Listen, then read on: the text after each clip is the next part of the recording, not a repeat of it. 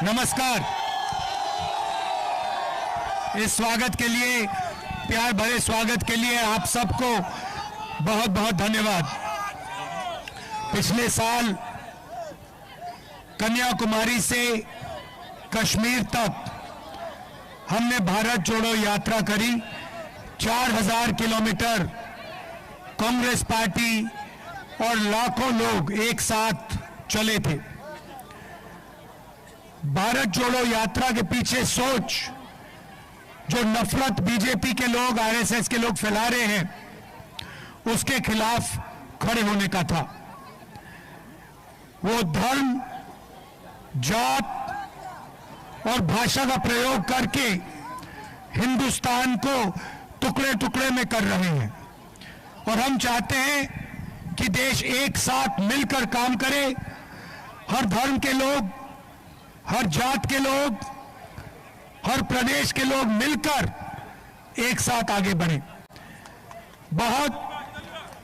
भारत जोड़ो यात्रा का बहुत जबरदस्त इंपैक्ट देश के पॉलिटिक्स पर पड़ा। लोगों ने हमसे कहा कि देखिए, आपने कन्याकुमारी से कश्मीर तो यात्रा कर दी, मगर नॉर्थ ईस्ट में, असम में, उड़ीसा में, बाकी प्रदेशों में आपने नहीं की। इसलिए हमने दूसरी यात्रा शुरू की है, भारत जोड़ो न्याय यात्रा, जो हमने मणिपुर से शुरू की, नागालैंड से निकली। अब हम असम में 8 दिन आपके साथ चलेंगे, आपकी जो समस्या है उनको समझेंगे और जनता के सामने, देश के सामने आपकी इश्यूज को हम रखेंगे। इसके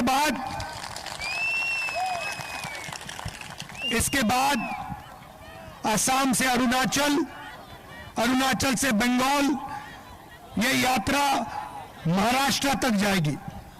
तकरीबन 6000 किलोमीटर इस यात्रा का डिस्टेंस है। इसमें हमने न्याय शब्द जोड़ दिया, क्योंकि हिंदुस्तान में, असम में और हिंदुस्तान के हर प्रदेश में जबरदस्त तरीके से अन्याय हो रहा है, भयंकर अन्याय हो रहा है। मणिपुर के बारे में आप जानते हो, पहली बार एक स्टेट में सिविल वॉर लागू है। स्टेट बटा हुआ है और महीने हो गए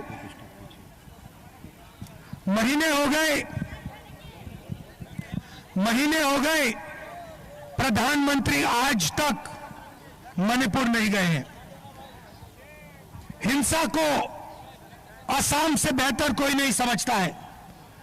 एक समय हुआ करता था जब आप लोग बाहर नहीं निकल सकते थे,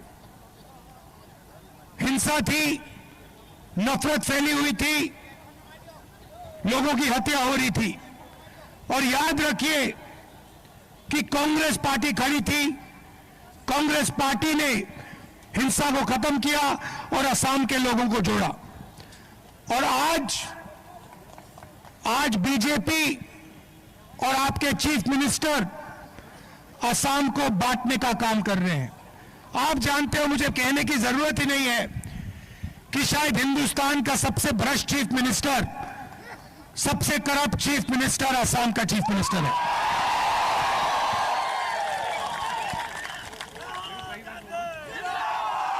सही बात बोली।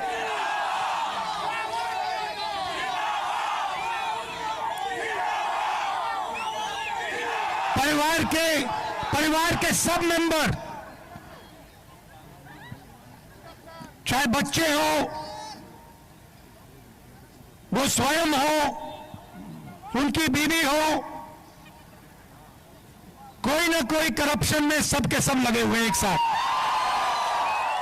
और वो सोचते हैं, देखिए, वो सोचते हैं कि पैसे से पूरी असम की जनता को खरीदा जा सकता है। क्योंकि उनको पैसे से खरीदा जा सकता है, इसलिए वो सोचते हैं कि पूरी असम की जनता को पैसे का खरीदा जा सकता है। असम की जनता पैसे से नहीं खरीदी जा सकती। कोई कीमत ही नहीं है। असम की जनता शंकर देव की जनता है। उन्होंने आपको रास्ता दिखाया है और आपने बाकी देश को रास्ता दिखाया है।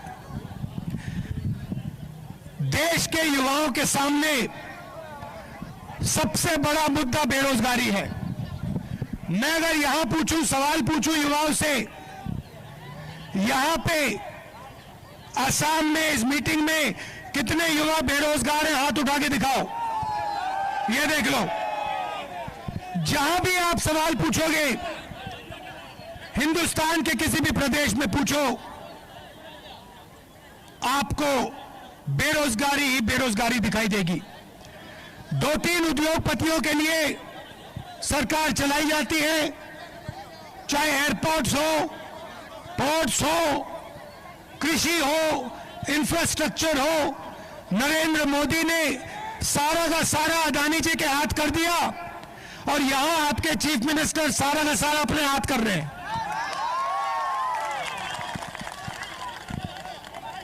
स्मॉल और मीडियम बिजनेस